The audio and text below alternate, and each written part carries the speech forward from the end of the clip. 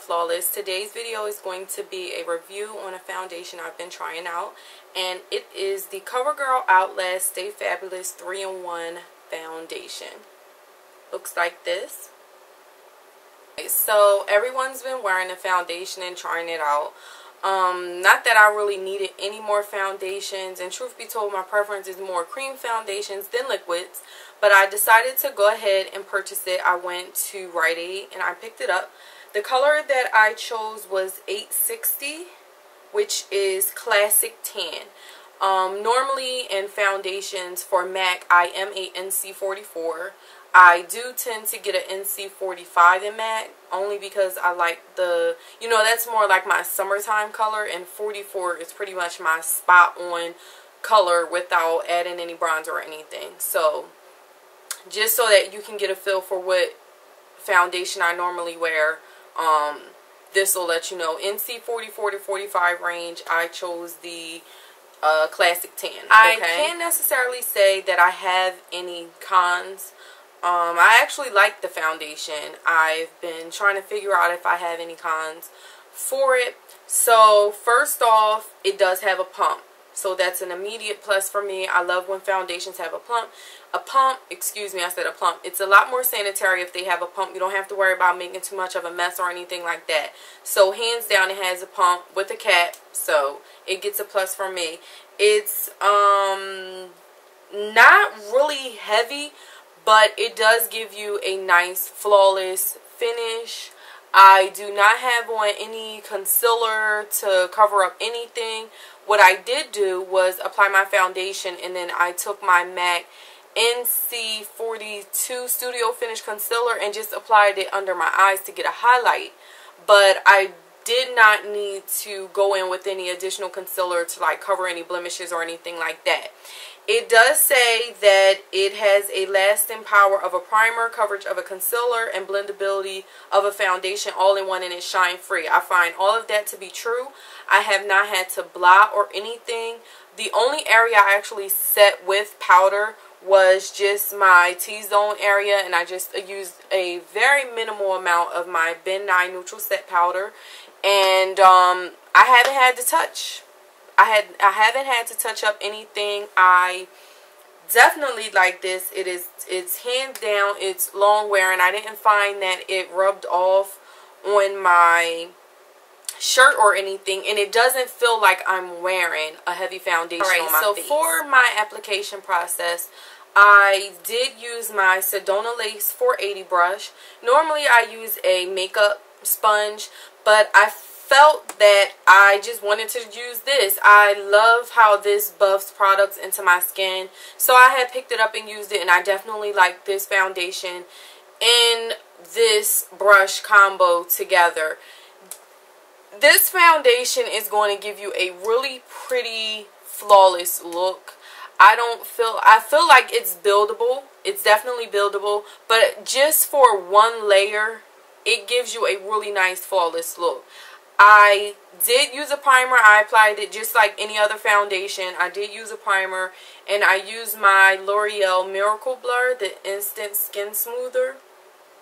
So I used that as my primer, but I don't feel like that gave the foundation a different look or anything to it, truth be told, because I use a primer with any foundation. I don't care what foundation I use a primer.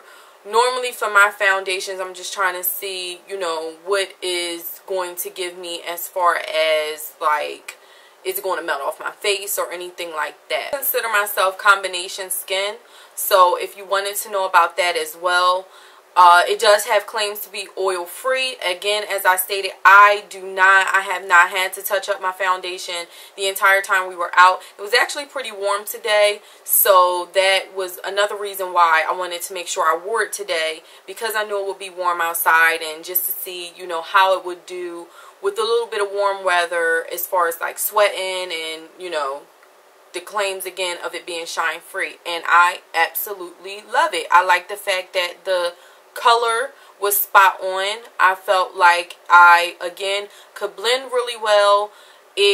Everyone should be able to find it because it's in your local Rite Aid. It was $12.99, so it's not that expensive, but it could be me, but I'm noticing that these drugstore prices are creeping up. So just make sure that anytime you're purchasing from drugstore to get the benefit of the drugstore prices, just make sure you try to get things whereas it's like buy one get one 50% off or something like that. I have what is called a Wellness Plus card with Rite Aid, and when you spend a certain amount throughout the year, that a following year, just like Sephora, you get a certain percentage off. So I always get a discount, and that's why I try to get most of my products from Rite Aid, especially when they have buy one get one 50% off or something like that. But I did pay no correction.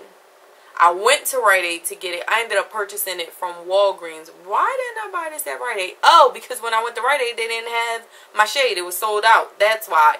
So I purchased it from Walgreens. They have their own little thingamabubby, their little discount thing too, but I never use my points there for some reason. That is my review. I hope you guys enjoyed it. I'm trying to think of anything else. I would say if you have oily skin, I would definitely recommend this foundation for you because of the claims that it has oil. It's oil free. I don't recall it having any perfumes or fragrances in it.